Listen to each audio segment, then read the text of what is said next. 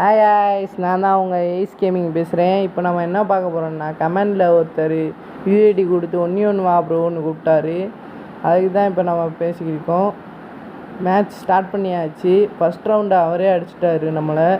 2வது ரவுண்டு இப்போ நான் அடித்தே ஆகணும் வெறியில் போயிருப்பேன். வந்த விதத்துக்கு தலையை காட்டுவாரா, நான் அடிக்கலை. இப்போ போயிட்டு சுற்றிக்கிட்டு மூமெண்ட்டு கொடுப்பேன் பாரு ப்ரோ, தலையிலே விழுந்துச்சு. வாழை போட்டு அடுத்த ரவுண்டு பார்த்தா, அடுத்த ரவுண்டு இங்கிட்ட வந்துட்டாப்புல. இவர் இங்கிட்ட வந்துட்டு மண்டையை காட்டவே மாட்டுறாரு. நான் தலையிலே வச்சு விட்டேன் ஒன்று.